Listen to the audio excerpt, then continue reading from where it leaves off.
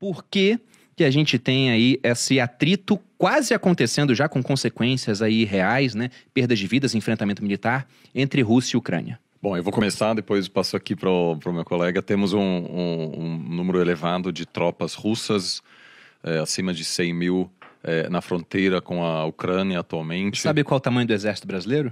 Olha, depende. O exército brasileiro é significativamente menor do que o exército russo. Eu ia falar só que a gente tem 200 mil pessoas mais ou menos no exército brasileiro. Então metade do exército brasileiro está na fronteira com a Ucrânia. Mas mesmo no caso russo, houve um deslocamento importante de tropas até da Sibéria para a fronteira com a Ucrânia. Além disso, há tropas na Bielorrússia, no norte da Ucrânia, no que muitos interpretam como uma ameaça para uma segunda invasão depois de 2014. Já houve uma invasão e anexação, na verdade, da Crimeia, que é uma província da Ucrânia. Está havendo uma forte resposta por parte da OTAN, que busca dissuadir a uma atuação militar russa. Isso está gerando uma tensão geopolítica ampla. Como vamos falar daqui a pouco, isso pode ter um impacto, inclusive, na economia global, impactar muito a economia brasileira também.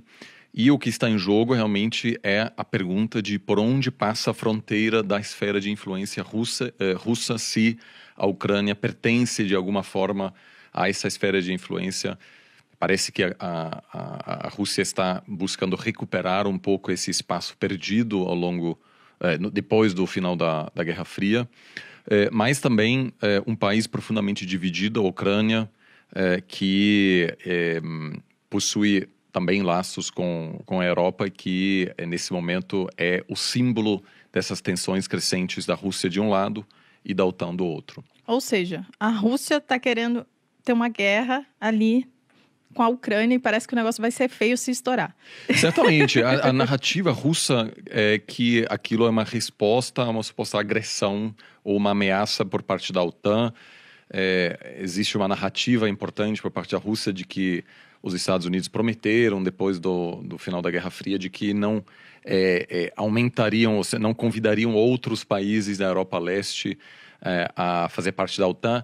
Essa história não é bem assim, é um pouco mais difícil.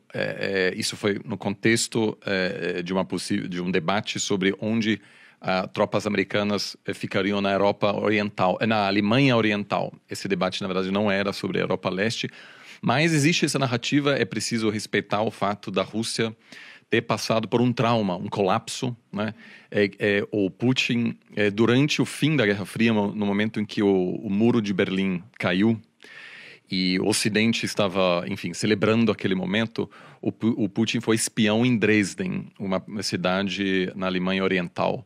E para ele isso foi realmente um trauma que marcou muito a vida dele. Ele depois voltou para a Rússia e iniciou sua carreira política.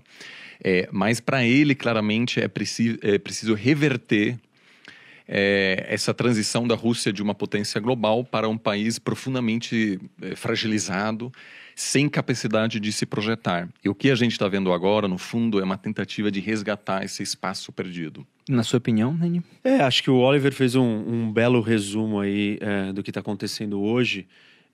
Eu quero tratar ou trazer um pouco do dilema do posicionamento, das interpretações, das percepções e narrativas. Então, do lado russo, o Putin está dizendo o seguinte: estão tirando o meu espaço de influência e eu me sinto ameaçado.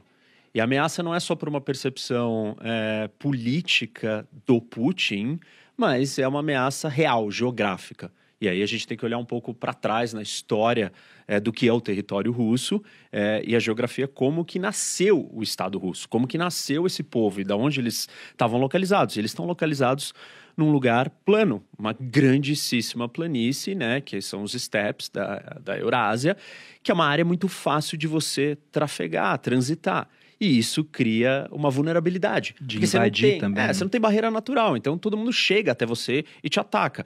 E os russos sofriam com a sua existência nesse nascimento original desse lugar ali, onde está Moscou, que era o Principado de Moscov, primeiro com uma rota de invasão que vinha da Ásia Central, que era dos mongóis.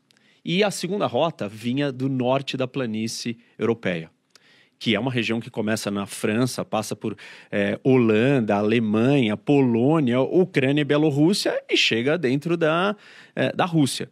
E os russos foram atacados historicamente ali pelos franceses, pelos alemães, pelos suecos, pelos turcos, não exatamente por ali, mas também por baixo. Então, eles se sentem ameaçados. E ok, essa ameaça é real.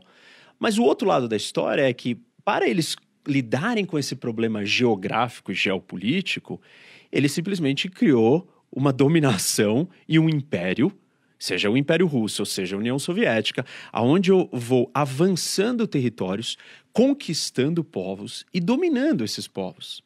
E nesse processo de dominação, ele tenta alterar as identidades nacionais. Ele tenta acabar com a independência, com a liberdade, com a autonomia de todas essas pessoas. Tanto que o problema da Rússia, geopolítico, eu no lugar onde eu tô, eu sou vulnerável. Para eu deixar de ser vulnerável, eu preciso crescer. Quando eu cresço, eu abocanhei um monte de gente que não era parte do meu povo dentro da minha nação. E aí eu preciso gerenciar todas essas pessoas. E aí eu preciso de uma autoridade central forte, repressora e dominadora, que é o que aconteceu historicamente com a Rússia. E aí, óbvio que esses povos conquistados querem se tornar autônomos e começam a lutar pela sua independência. E é isso que acontece. E aí ele começa a se fragmentar. Só que quando ele começa a ficar pequeno de novo... Ele parte para a crescer. expansão. Porque ele fica se sentindo vulnerável. Porque as rotas de acesso até ele estão muito fáceis. E tudo que ele não quer, como o Oliver colocou, é que a Ucrânia vire uma base do seu rival ou do seu inimigo. Como uma base? Colocar tropas do Ocidente ou da OTAN, que é uma aliança militar, na Ucrânia. Se você colocar tropas dentro da Ucrânia, você colocou tropas, sei lá, tipo, dentro quase que da Rússia. Não dá tempo para reagir. Então, ele não vai negociar e ele não vai aceitar perder esse território. Esse é o ponto-chave para ele. Agora, qual que é a narrativa do outro lado, do Ocidente e da OTAN? É simplesmente assim... Bom, nós estamos cercando o Putin porque nós estamos trazendo todo mundo para o nosso lado? De certa maneira, sim. Mas se você não fizer isso, o que acontece? Ele expande e ele cerca. Ele nos cerca, como ele fez quando? Na União Soviética. E aí o Ocidente tem um problema, porque o projeto de cercar do Ocidente não é igual ao dele. O dele é um projeto de ocupação, dominação, ditatorial, imperialista. E o do Ocidente olha, você tem que ser uma democracia, se juntem ao nosso projeto europeu democrático, temos uma aliança democrática. Eu estou querendo trazer aqui a clareza desse choque de visões. Eu não estou negando que o Putin se sente ameaçado e que não é legítima a sensação de ameaça. Mas não fazer nada e permitir que ele avance é um problema ainda maior. Então, enfim, aqui a gente tem colocado um pouco das duas narrativas.